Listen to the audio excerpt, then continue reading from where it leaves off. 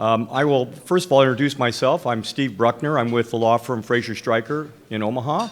It's been my pleasure to be a part of this conference for a number of years. I look around the room and I see, first of all, a lot of folks attending this. I think that's great to have such awesome attendance. I see a lot of familiar faces, a lot of new faces. So thank you and welcome. We appreciate you all being here on this very, very important topic for the companies in this state and for our state in general.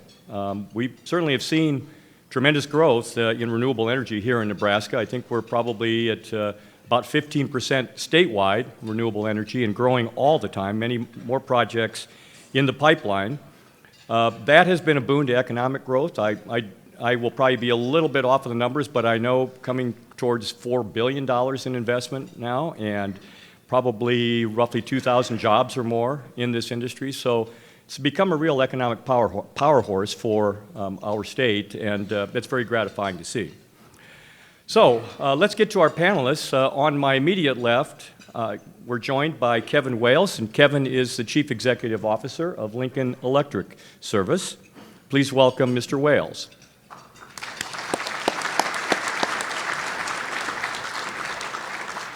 And following, if I may just real quick, following Mr. Wales, we will have David Rich, who's the Sustainable Energy Manager for Nebraska Public Power District. He will have a presentation. And then Tim Burke, who is the President and Chief Executive Officer of Omaha Public Power District, will bat cleanup. I do hope you have a lot of questions. I'll take questions from the floor if you would like to do it that way, or you can fill out note cards and hold them up. Somebody will collect them and bring them up. So with that, Mr. Wales. Thanks, Steve. As the lead-off, usually I don't do this. Usually Pat does this for MPPD. But as the lead-off, one of the things I wanted to say first is there's a lot of public power systems represented in this room. Nebraska, as you all know, is all public power, and we're all focused on reliability, cost, environmental sustainability, as well as customer service. But we all have different approaches that we have to take to that because we all have different resource portfolios, we have different loads, we have different load growth. And when I was thinking about the comments for today, I'm going to take a little less traditional approach to the comments because what I thought I'd do is run through a little bit of history about where LES is with respect to our portfolio and also talk about how that turned out a little differently than we thought, and then talk about where we are going forward. So I'm going to try to do that at a high level fairly quickly, but it's a little bit like telling you how sausage is made. So in effect, what happens if you look at where we are today, in 2010, we were producing roughly 10% equivalent of our retail energy from renewables. By 2016, we were at 48%. A huge jump at that time, and actually we've been in excess of 45% every year since then. Now, if you think about that, that's pretty significant, but then if you look at our carbon numbers as well, we've reduced basically our carbon CO2 output by 32% from 2010 to 2018. We've reduced our carbon intensity by 36% between 2010 and 2018. And if you look at our resource portfolio overall, basically we're 1/3 coal, 1/3 gas, 1/3 renewables. The renewables are made up of wind, hydro, landfill gas, and solar. So it's a quite diverse portfolio. And probably if you look around the country, although there's really no metric for this, I would guess that we're probably somewhere in the top 10% of utilities with respect to what that portfolio looks like as far as how much renewable energy we have in the portfolio compared to our retail load. So that's kind of where we are. But now to talk a little bit about how we got there, and that's a little bit more how that sausage was made. Specifically, in roughly the 2013 and 14 timeframe, we did some RFPs to expand our wind portfolio, and it was done based on knowing that SPP, we were going into the integrated market, and we had heard the production tax credit was expiring, or actually had expired. There were grandfathered projects out there, and we heard there was some good pricing out there. We went through RFPs. Ultimately, we went through a couple and ended up contracting for 270 megawatts worth of wind. And as a part of that process, you might guess, and you know how engineers are, we did so many studies, basically sensitivity studies. We had multiple fuel forecasts we were looking at. We were trying to cover every base we could. But there were some really advantages of that.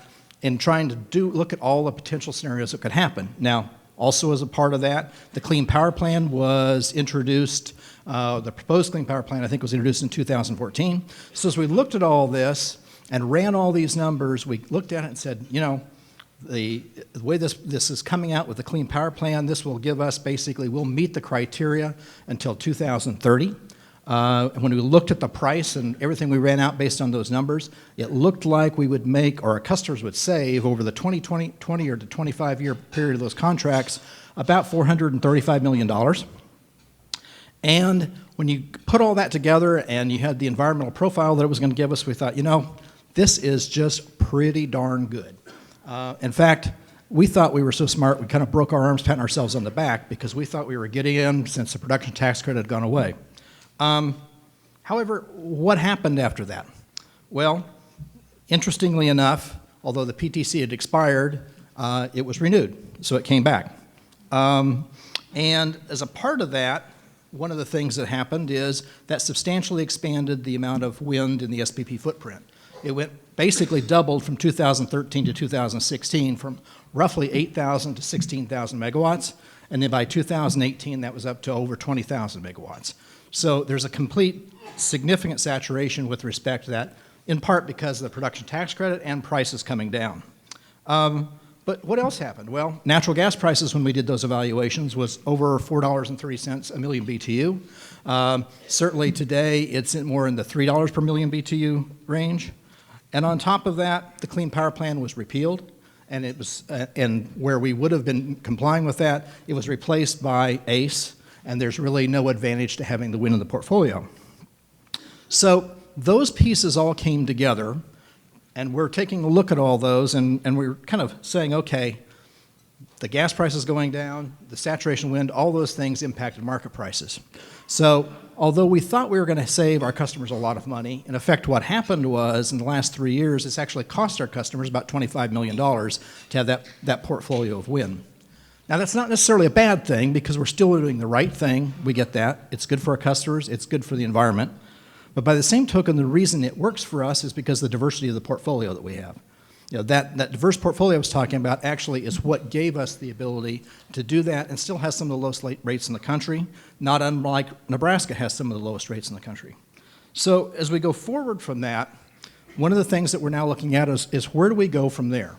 And there's a lot of discussion about everything from 100% renewable goals to net carbon zero goals and those types of things. And how do we look at those things right now? Well, we have some unique challenges associated with that as well. We have some of our board members here now, but we have a 9-member board, just to refresh you all for those who don't know. Basically, they're set up they can serve up to three-year consecutive terms.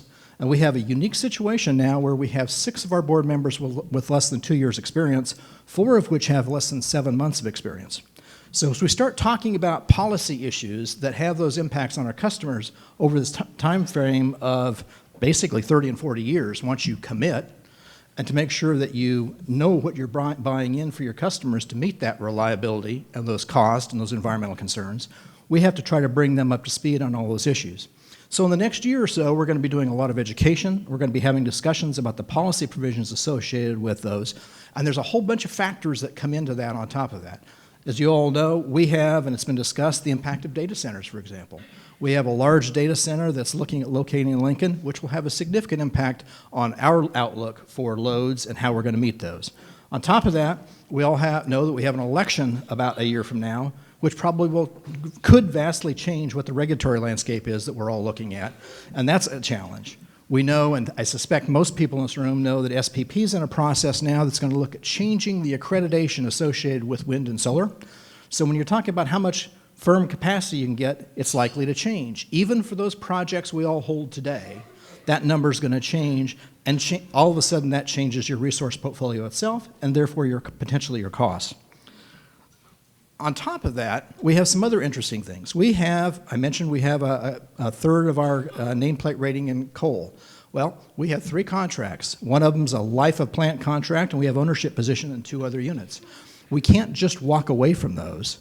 So when you're talking about adding a lot of additional resources, for example, if you wanted to add a bunch of wind, you've got to make sure you've got the associated capacity to back it up. But if you're adding a lot more resources to existing resources, we have to be real careful we don't get into a speculative environment with respect to having much more resources that are basically going into the market on a speculative basis rather than basically supporting our existing load. And then on top of that, we basically look at technology limitations as well. And where are we going to be as we go forward with those, both the good and the bad? There's going to be obviously technology improvements like we've seen, like drops in prices of wind and solar, and there's probably going to be other kinds of carbon-free options that are going to come in there in the next 10 years. We don't know what they are, but we want to make sure that we're flexible enough to address them. So all of that goes on to continue to get back to what I'm talking about with respect to public power and the responsibility that all of us in the room, both the board representatives here as well as the managers, saying, yeah, we have the responsibility for that, in effect, reliability and that low cost and that environmental responsibility. We have all of those and we balance them in what we're doing. Now, that doesn't mean LES is doing any less with respect to programs. We still have, we have virtual net metering programs, for example, and just in case any of you are interested, I think we have plenty left to sell. I think only 1% of ours is committed. And we have done all sorts of things, for example, to change that. We went from one process of just selling panels outright. Now we finance them. Now we sell half panels, and we still are far from being subscribed on that facility. And it's just priced out at what it costs. And we do virtual net metering, so we apply that to the customer's bill so they get the advantage of it directly on their bill.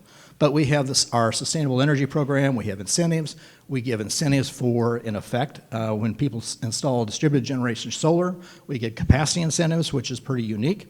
We have a renewable generation rate, so that if folks want to do their own solar and make a solar garden and do it as a part of their neighborhood association, they can do that.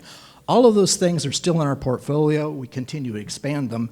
But all of it gets back to that bottom line of public power and trying to make sure that we're meeting the vision that our communities have for what they want to see their utility to be. Thanks for your time.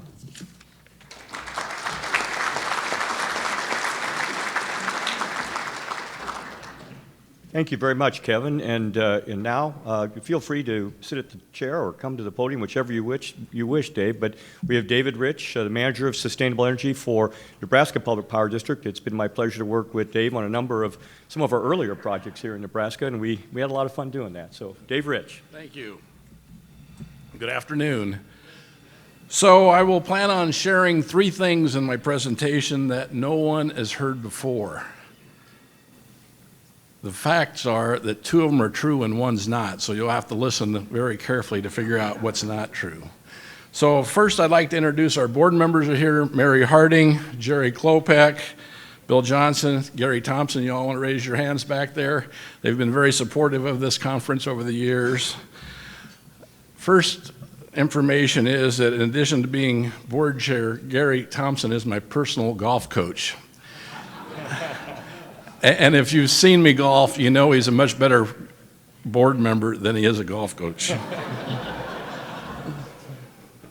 Okay, this slide is our generation profile. You can see we have generation Scotts Bluff, renewable, carbon-free. What's not shown on here is our WAPA allocation, large amount of hydro. Far east, we have our Cooper Nuclear Station, large carbon-free. And on the southern border, wind, NextEra Steel Flats. So we have a combination of coal, community solar projects across the state. We are, in 2018, 56% carbon-free for our native load customers compared to the Southwest Power Pool's 33%. This shows our community solar. Kearney 5.76 megawatts is the largest project in the state currently. We won't be able to brag for that for very much longer. We're going to be kicked aside shortly, it sounds like. But Venango will keep probably the high reign of 0.6 kW per person. So a town of about 170, and they've got 96 kW. Scotts Bluff is expanding theirs, 4.3 megawatts. Norfolk is, we're working on the PPA, it's going to be 8.5 megawatts. And then there's a whole list of towns, retail towns, that are in the process of adding community solar. It's been a very successful program for us. Next, I'd like to mention our application through the Nebraska Environmental Trust for a battery storage project. We requested a grant of almost $500,000 for a 2-year project, 1 megawatt, 2 megawatt hours. It'll take advantage of the solar tax credit of 30%. It's located in Norfolk, and they're providing some land and in-kind support for that. The first year, the plan was for distribution system benefits. The second year was to put into the SPP integrated market, and the grant was approved in April and planned in services 2020. And this is just a diagram. Again, 8.5 megawatt solar is connected to the 34.5, and then the separate 1 megawatt, 2 megawatt hour battery storage project. Next, I'd like to talk about the Monolith project. Sheldon Station is a plant south of Lincoln. It was first built in the 1950s as a nuclear power plant. It was carbon-free back then. Then it was converted to coal, natural gas, and plans are to convert it to hydrogen in the 2020 timeframe, 2020s. And it'll be using 125 megawatts. It will generate 125 megawatts based off of the hydrogen fuel. It'll be the largest in the world. Monolith, they're the company. They were attracted to Nebraska because of the economic development rate that we with Norris Public Power offered them. They liked the public power model. They had talked to Mid-America. They really liked public power and our ability to serve at cost. And they liked the willingness that Norris and MPB to work together, common work ethic and values. This slide shows how carbon black had been made basically by burning oil. It produces carbon black. It's been 30 or 40 years since any carbon black plant was approved by EPA in the US. So carbon black's being produced primarily in China and India. Their process is completely different. They take natural gas, run it through a high plasma arc, very high temperature. It breaks the natural gas into carbon black and hydrogen. So their plan is to sell the carbon black. Hydrogen was the byproduct, and that's where NPPD entered into agreement to purchase their hydrogen. They're doing this in 2 phases. Olive Creek 1 is under construction. I'll show you some slides of that, but just to give you an idea, that initial plant will be able to make enough carbon black for 100 million tires over the 50 years. Plant 2 is expected to come online in 2023, and then when the hydrogen is available there, it will power up Sheldon Station 125 megawatts. So how much hydrogen is that? How much hydrogen to fire 125 megawatts? So every Nebraska home game, about 90,000 people there. You see a lot of red balloons. If every person had a balloon, every 90,000 balloons, it would take less than a minute to create that much hydrogen for 90,000 balloons. What's more amazing, if you had balloons big enough and you could fill it all up, you would have enough hydrogen to lift 90,000 people out of the stadium in 3 weeks. Tremendous amount of hydrogen. So this is some slides that were presented at the October board meeting. You can see there's a lot of progress being made on Olive Creek 1. I found interesting, Fagan Craft, they have 300 people on site construction.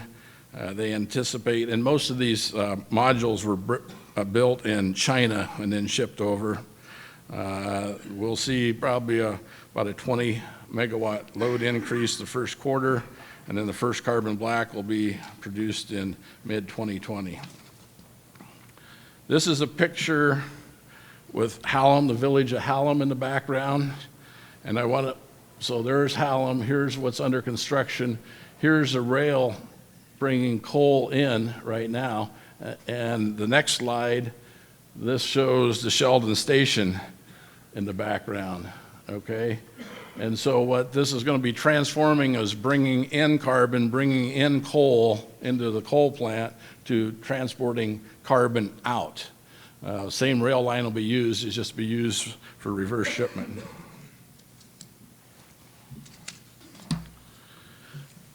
Briefly hit electric vehicle incentives. We have $4,000 for electric vehicles, $500 charging stations, very similar to what Kurt Esty talked about with OPPD this morning. Pre-wiring, I want to hit up on that. We have a $100 incentive, and the argument I like to make is anybody building a new house that has a garage should be wiring that house for an EV. They may not have an EV, but that house should last 60 to 70 years plus.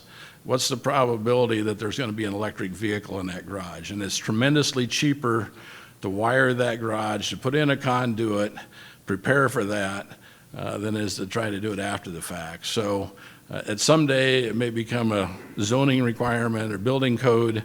Until then, we're trying to incent people to get the message out. If you're building a house, wire it for an EV. This slide talks about, ties into what Joe Francis talked about. NPPD is encouraging our retail and wholesale customers to consider installing DC fast chargers and level 2 chargers. And so it was mentioned by Joe this morning that there's a 20% match. NPPD will match that, half of that 20%. And then for the 50%, we'll match half of that, or 25%. And again, we believe that with range anxiety, the best way to overcome that is get chargers throughout our service territory, and that's why we're promoting this. These DC fast chargers aren't necessarily the best load, but the home charging is a tremendous load. And so to get the home charging, you've got to promote the DC fast chargers. This slide shows our rate history, and the reason I bring that up is even though we had some early rate increases from 2010 through primarily through 2013, you can see our rates have become stable. Actually had a decrease in rates because of the PCA decrease last year, and the board will be considering an even larger decrease, and we'll be voting on that in December. So the good news is rates are stable or going down. I'd like to make a plug for the Nebraska Open. NPPD has hosted this, raising funds for the community colleges. 1.7 million of most have been raised over 28 years, and it's been split amongst all these community colleges. This past year, we raised $185,000, and of that, there was $30,800 donated by these renewable sponsors: Ranger Power, AEP Renewables, Invenergy, Ensolar, Geronimo, Sunvest, and NextEra. So again, they're very big, very important in this scholarship. And finally, another item not on my slides. On behalf of my kids and grandkids that are served by OPPD, I'd like to thank them for their consideration of solar, and I'd also like to commend Tim for his commitment to locate it in Nebraska. So that is my presentation. Thank you.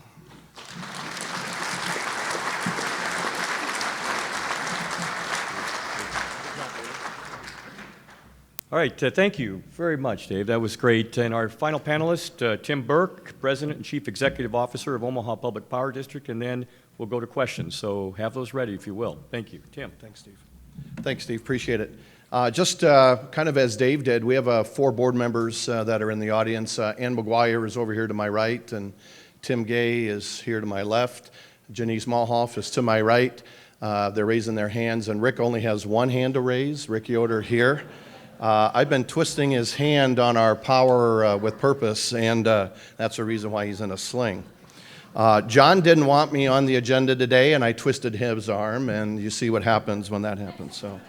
So we're gonna talk a little bit about. I'm going to take a little journey back, because I think it's important to know kind of where we've come from and how we've gotten to where we are today, and then talk about some of the next steps that we have in mind, and talk a little bit about the strategic initiative work that we have going on at OPPD, and certainly some of the really important considerations our board is going to have in our November board meeting. So we'll go ahead and set that stage. Whoops, there we go. So let's go back to here real quick. So, we had a goal at one point in time of having 10% of our retail sales being supplied by renewable energy by 2020. And obviously, that has changed pretty significantly. And so with the new Shoals project that will be coming online yet this year, we'll get some of that energy over the next couple months, but with our partners from NextEra. But we would anticipate to be 40% of our retail sales coming from renewable resources in 2020. So it's a pretty significant commitment our board has made over the course of the years and even in the last years or so. But let's talk about some of that timeline. And I'm going to step you through here. The green boxes are where we've added renewable resources, and the blue boxes are really about kind of our commitment to sustainability, energy efficiency, and a number of other activities. I will point on this slide, I think I will, on this slide here. I think it's this slide here, yeah. So down in the bottom right here, you can barely see it. We made a decision in 2014 that we are going to convert 3 units at our North Omaha power station from coal to natural gas, and that we were going to retrofit 2 units at North Omaha with some emissions technology to significantly reduce emissions, which it did do that. And each of those had other predetermined dates where we would essentially shut down units 1, 2, and 3 at North Omaha and convert 4 and 5 at North Omaha to natural gas in the 2024 timeframe. Those plans are still in place to be able to do that, and that I will talk about our next steps and how that goes into that consideration.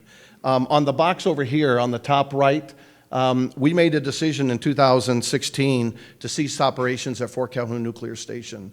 As difficult of a decision that was, Fort Calhoun is the smallest nuclear plant in the United States fleet, in one of the most competitive energy markets in the United States. And it was an economy of scale issue, it was an efficiency issue, it was a cost issue. No issues around employee issues, no issue really around regulatory. We had worked our way out of those regulatory issues and were operating incredibly well at the time. But it was an economic issue. And the reason why I bring that up is because without that change, we would not have been able to make these changes that I'm going to talk about, and the changes that we've really spent the last 5 or 6 years spending time and energy around. And I know our folks from O'Neill were here, up here a little bit earlier talking about the Grand Prairie project, but that was a project that OPPD commissioned to have built and to provide those economic values in Nebraska. And again, as David said, our commitment has been to really put our renewable resources within the state of Nebraska. Actually, all of our generating resources are within the state of Nebraska, except WAPA. And I think that goes the case of most of the folks here in Nebraska as well with WAPA. The other one that I would talk about is on the far, I think it's in this next one here, maybe. Let's see here. Keep going, Tim. Community solar project. Here we go. I'm going to back up. On the far right there. So we had a 5-megawatt solar project that will go online this year that's sold out in 49 days with customers committing to commit to that project. They actually had to sign up and commit, and the rate that we structured was really a market-sensitive rate. So they get the value of whatever that energy generated from that facility is in market, so they get that credited against the overall cost of the project. So they get the market value of that solar project. So we're pretty pleased with that. I'm going to talk a little bit about what our next steps are.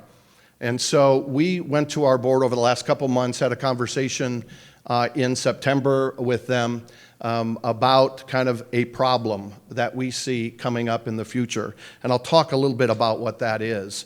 And then talk about the solutions that we've identified. The end result was we recommended to our board that we wanted to build one of the largest utility scale solar additions in the region with natural gas backup, and it would be in this 400 to 600 megawatt range. We would modernize some of the low emitting natural gas assets that we have by replacing our North Omaha 1, 2, and 3 units. With those units, it can take 12 to 18 hours to essentially heat up those units in order to have market power, to generate power and put it on the market. we're looking at very quick and fast resources that can respond to the market changes and the voltage changes and the frequency changes that we see on our system. That was a recommendation that we made, and it really enables us to do a couple things: to retire units 1, 2, and 3 at North Omaha, to convert units 4 and 5 from coal to natural gas, primarily to be used only for peaking and/or reliability, resiliency-related services. And by implementing these changes, just on the North Omaha campus, we would see about a 80 to 90% reduction in carbon emissions. And as others have stated, from 2010 to these changes that we plan on incorporating, we'll see an over 30% reduction in our CO2 emissions.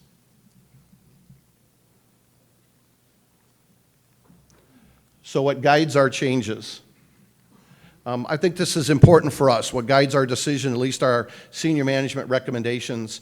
Our mission statement, I think Kevin said this, it's pretty consistent in the utility industry. Affordable, reliable, environmentally sensitive energy services to our customers. Our vision is leading the way we power the future. But we have 15 strategic directives that the board has approved, and each of these directives have received customer feedback.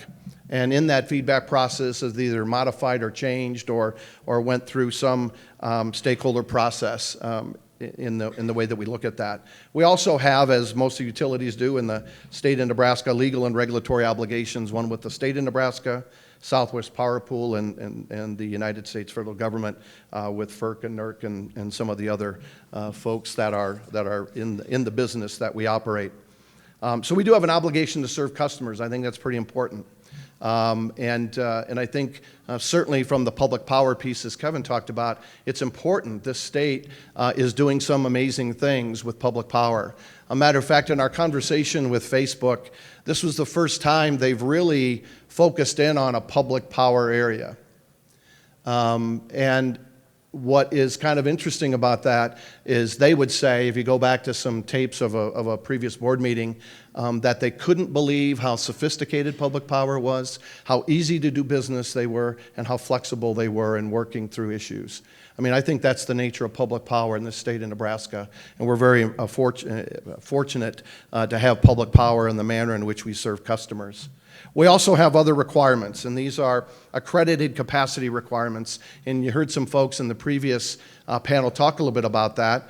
This is through the Southwest Power Pool. We don't get to determine what each of our generating units has at accreditation. That's really determined by the Southwest Power Pool. But we have to have a 12% over our peak load of capacity, accredited capacity available.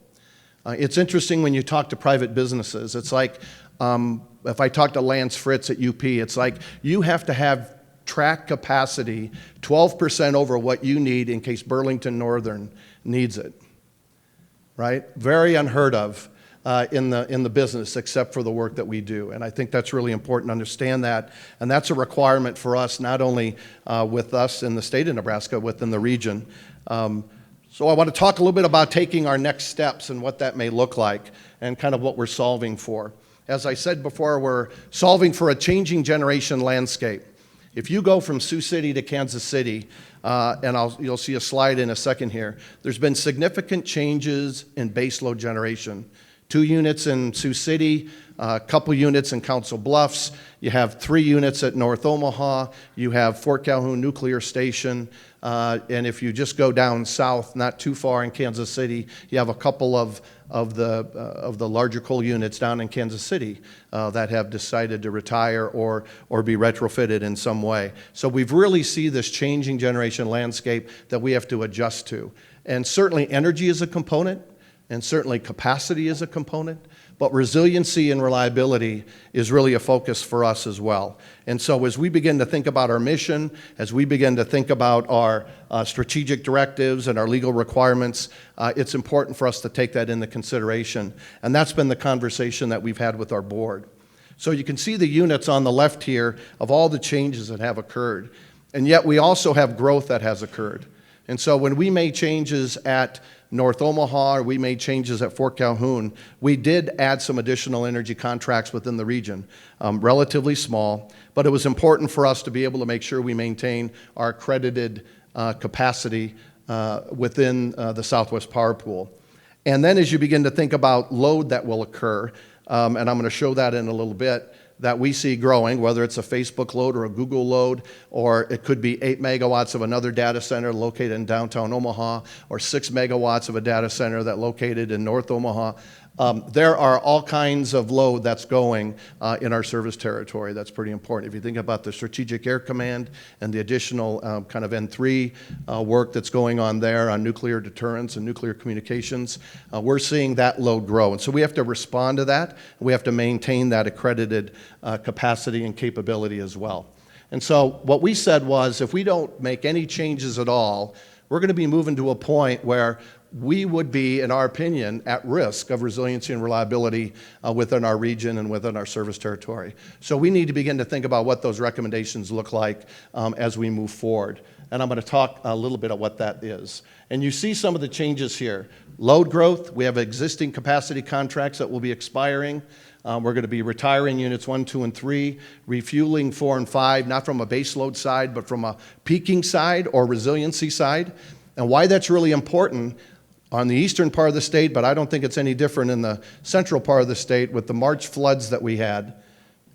We had Nebraska City 1 unit offline for a pre-season outage, pre-summer outage.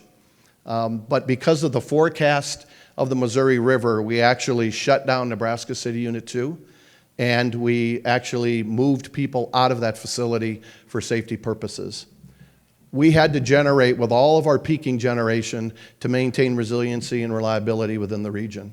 That's why that's really important for us, to maintain that resiliency and reliability for those kind of N-3 situations that we seem to have. June 17th of 2017, I know it well because the tornado, 2 of them, were just south of me in Sarpy County, where they took out 6 transmission lines that created some resiliency-related issues. Right? So we hardened some of those assets and found other ways to move power around our system to maintain that resiliency and reliability. But that's just what utilities do. That's how we do things. You don't know it, but there's a lot of feet under the water moving to make sure that we maintain those kinds of things. This is a longer-term generation reliability and resiliency that we're identifying. And we have a gap that we need to fill and we need to plan for. So our recommendation to the board was this, is that we have this problem of changing generation landscape. We got to support the growing needs of our communities, part of our commitment to serve our customers, and we need to maintain resiliency and reliability. And if you kind of add that to what we believe is the framework in which we operate in, which is our mission about affordability, reliability, environmentally sensitive energy services to our customer owners. If you think about our 15 strategic directives, if you think about our legal and regulatory obligations, we got to the solution that I mentioned earlier. Large utility scale solar, 400 to 600 megawatts with natural gas backup, modernizing some of our older gas assets and looking at some backup gas assets for that solar, and then obviously some voltage support devices. And then our plan would be, depending on if our board approves this, that we would move to the RFP process relatively quickly after our November board meeting to look at 400 to 600 megawatts of solar, up to 600 megawatts of natural gas, either in backup or in modernization, and then obviously some voltage support devices as well. So what we've also shared with our board are some of the changes going on within the industry and what we're doing. And we've shared with them, I'm going to flip 2 slides over here, I believe, to talk about our strategic initiatives. And then I'm going to talk about a strategic directive that our board will be considering this next month. And so this is around our strategic initiatives. We are developing a strategic initiatives around our decarbonization pathway. What does that look like? What are the implications of that? What's the timing of that? What does that look like? How do we begin to make those plans and make those decisions going forward? What does that mean from a customer engagement perspective, from a customer experience perspective, products and services, and level of service? What does it mean from a customer portfolio? What do customers need or want in the future? And we're not just going to talk to existing customers. We're going down into the junior high and high school and college to get what those future customers look like. There is a different perspective if you go down into that area about what they believe about energy and energy-related services. And so we are also going to talk about how we begin to automate and drive changes in our distribution to begin to think about what that utility of the future looks like, which is integrating many of the things that you all were talking about, DER implications for customers that want or need that, but communication infrastructure to be able to make sure that we're able to modernize, automate our distribution transmission for this kind of new energy economy. And then internally to our organization is that we knew the technology platform has to change for the future. It's got to be different in this utility. It's got to be not only facing the customer, it's got to be facing internal for optimization and improvement. So changing that technology platform. And we're on our way to do that. And the last one is about this workforce transformation, which is about how are we going to transform our staff, our employees, our skilled resources within our organization as I begin to shut down plants, move plants, refuel plants, as I begin to decommission Fort Calhoun, and how do we transition them? So how are we going to prepare our workforce for that future? And the last one I want to talk about is what the board is going to be discussing and what we have, not only the Power with Purpose out for stakeholder input, but also SD7, about putting a stake in the ground, about being a net zero carbon by 2050, and what does that mean, and how do we get there? And that becomes the strategic directive for us, and a focal point for us to begin from a management side to put together our strategic initiatives to make those plans as we move forward. So we don't have a lot going on at OPPD, but we'll be more than willing to answer some questions.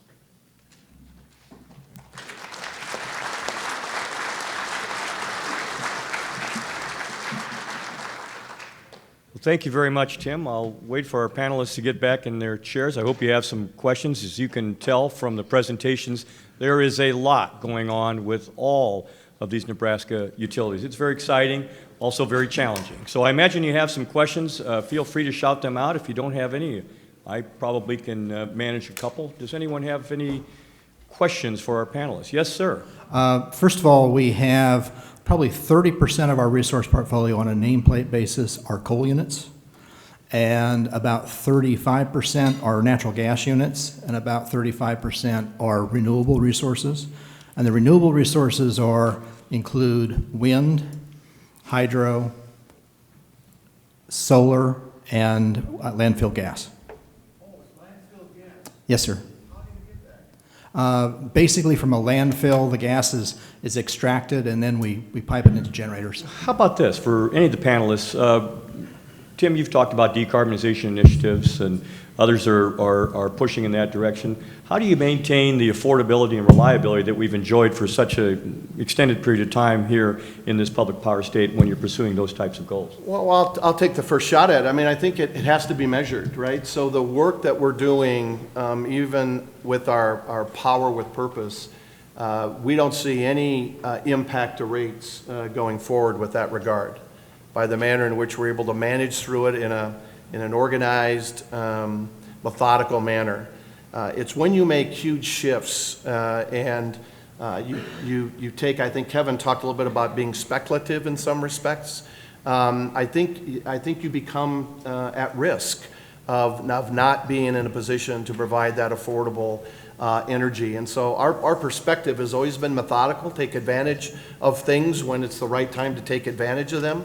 And I think as we begin to think about the SD7 work that our board is engaging on this next month, it's about how do we look from 2020 to 2050, and what are the changes and what are the implications, and understand that deeply. And then begin to craft that plan, if that's a plan that the board so deems appropriate to move forward with. Thank you, Tim. Other questions? Maybe we should, oh, there we go, back there. Yes, sir. Tim Burke, since you brought it up on the issue of technology platforms, are you all looking at blockchain terms of its potential affecting your operations? Right. I think we all can, I would say yes. We have our innovation group that has reviewed, and our energy marketing group that has reviewed some blockchain-related work on that. I mean, I think whether it's blockchain or some other kinds of technological exchanges that occur in the marketplace in the future, as we begin to get to what I believe is going to be this integrating utility infrastructure and customer infrastructure, I think you're going to have that kind of technical capability to manage through that. And whether it's blockchain or some other technology, I don't know that, but that becomes some of the work that as we've done and reviewed work in Europe and other places, they've certainly utilized that in some methods and methodologies to support some of the changes going on there, and we'll look at those as alternatives. You know, Tim, it might be, a good time to point out, one of the challenges we have in Nebraska is a good one, is our rates are so low and our costs are so low. There's a lot of the threshold issues that you might see applied in other regions that really don't apply to us because we can't make them work economically. And so that's something that we continually fight, not that we don't want to do them, but we're still grounded in trying to make sure we're trying to be, give the best advantage we can to our customers. And so, if you take a look at if you take a look at some of the Northeast and what some of the power costs are there, well, certainly distributed solar looks really, really attractive. Not so much here. People have to pay a premium. There were some discussions about that earlier. That goes across the whole spectrum of some of the alternatives that we look at, and we're constantly, all of us are constantly looking at where can we best leverage for our customers. Sometimes there's a misperception that it's some things are so cheap, why aren't we doing them? Well, if they're cheap enough to make sense, then we are trying to do those, and that's actually trying to make them work. Exactly. How do you see the role of coal evolving over the next 30 years and hopefully phasing out reliance on it? How does that happen? How do we get from here to there? I think that's exactly our strategic initiative. What is that pathway, and what does it look like? And what are technological changes that will occur? I mean, there's still additional work going on. I think maybe Dave can talk a little bit about some of your sequestration-related activity with DOE, but some of that related work that the utility industries are paying a lot of attention on, because at the end of the day, we still have to maintain frequency and control of our systems and be able to do that. And the challenges on variable energy sources is just that challenge. We have to understand that. But I would say between now and 2050, you're going to have 7 technology changes that will occur in every part of our business that supports our business. So there will be significant technical changes that we'll have to understand, adapt, make changes to. So from NPPD's perspective, there's several things going on. First of all, carbon sequestration, as Tim mentioned, we've got a DOE grant to do some studies. Can we take part of the exhaust gas out of Gerald Gentleman, clean it up, and wipe it down in the underground, to sequester that carbon dioxide? We are also working, members of the board, our wholesale customers, and NPPD management are working on what's called Plan B.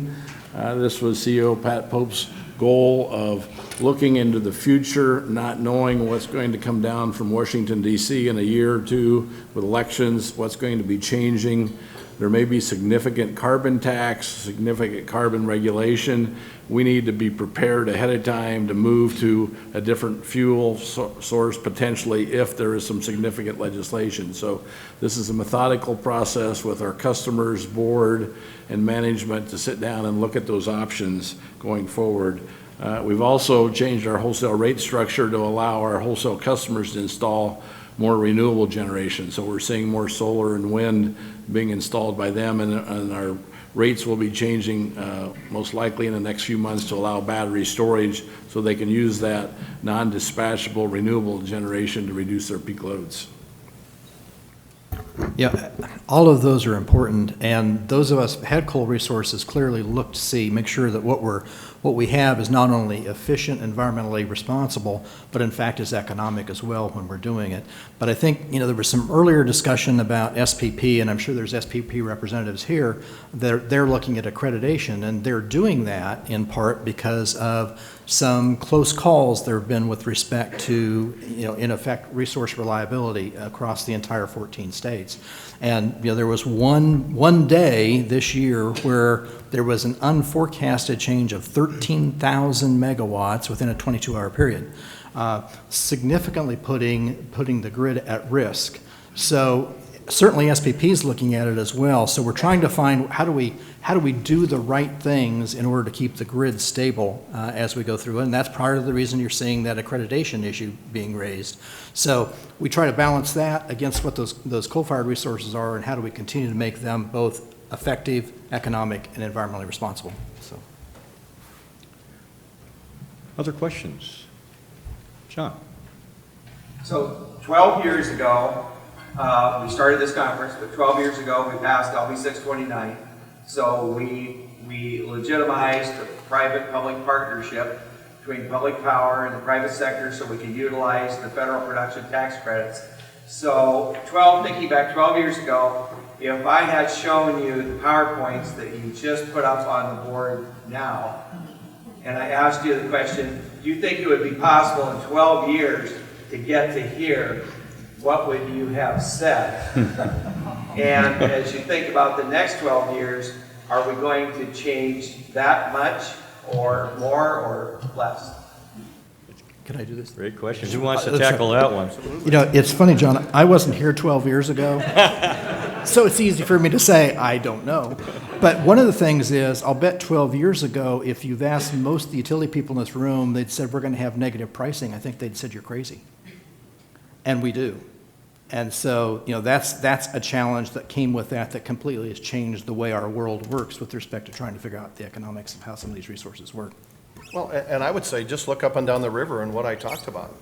All those plants were online 12 years ago, and they all came offline for a variety of different reasons, all different reasons in many cases. And so we've seen that. There's a graph, I know you go on our website and see it, the changes in the generation portfolio across the United States, from baseload plants to intermittent, variable, renewable solar, large scale, all the changes are going into play. I do find it interesting, so I'll give the partners that were up here earlier, I got to say this because I just am dying to say this. So when someone says, hey, I want to be your partner, but I also want to stick it to you, right? So thinking of the XL case, that's interesting. Those are regulatory changes that are being made and mandated, right, wrong, or indifferent, may or may not be in the best interest of the customers, but those are the interesting dynamics that we have going on today, that it's reality today. It's just the way it is. So customer expectations are changing every single day. And my guess is the 8th graders that our Society of Engineers talked to yesterday will have a completely different perspective when they graduate from college and become homeowners of what the current 23-year-olds think today. So it will always change. It'll be something different. I don't know what it'll be.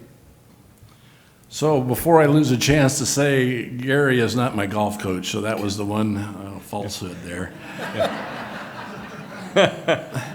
I would like to go back further than that. Many, many years ago, we had a lot of distributed energy generation. Each town had their own generation. We moved the central station, and now we're seeing moving back to distributed, and you're going to see a lot more solar out there, a lot more battery storage. So I think there's going to be a trend over that continues for the next 12 years. And I think there will be many, many rapid changes over the next 12 years. Just curious, could you talk through what are some of the advantages and disadvantages to converting a coal plant to natural gas, like some of those 2 units that you had in North, though? And why didn't you're releasing an RFP for 600 megawatts of peaker? Why wouldn't you do that for the rest of the old coal plants? Is that something you do with gentlemen, or I'm just curious what? Well, so I'll speak about North Omaha. I'll let him speak about gentlemen. How's that sound? You okay with that? Unless you want me to speak for gentlemen. But, no, I think part of it is it's a cost issue, and it's part of this transition. And what we're seeing in the North Omaha units, retiring units 1, 2, and 3, converting units 4 and 5, is really to maintain that accredited capacity, right? And we're able to do it in a cost-effective manner until we can identify what are those other alternatives look like. Again, we're talking about going from a capacity factor of, let's say, 90% to a capacity factor on gas of maybe 5%. So you're seeing significant reductions in all emissions, by the way, not just carbon, but in all emissions. And so that's why we want to do that. It stays very clear to the environmental sensitivity strategic directives that we have. That's going to be discussed in a couple weeks at our board meeting. And so it's a time issue and it's a transition issue. And that's the reason why we did it. And we need to maintain that accredited capacity at this time. So for Gerald Gentleman right now, it runs at a very high capacity factor. And that's not because we choose to do it, it's because that's where it falls in the market price by SPP. SPP calls on the lowest cost resources that are available. And sometimes that's wind with no cost, but many times there's not enough wind or solar, and so coal is usually the low-cost alternative. That's most likely going to be changing as there's more solar and more wind comes into it. It's likely, and again, this is just my opinion, not speaking for the board or management, that the capacity factors of Gerald Gentleman are likely going to go down. It is a very low-cost resource, so before we make any decisions about actually shutting it down, it'll be a major. I've always said the toughest decision utilities have to make is when they shut down a power plant. It's not adding the resources, it's shutting them down. And so that'll be tough decisions for our board in the years to come. Well, gentlemen, thank you very much for your time. Please, round of applause for our panelists. Jim Burke, Dave Britt, Thank you. Kevin Webb. Good job. Thank you.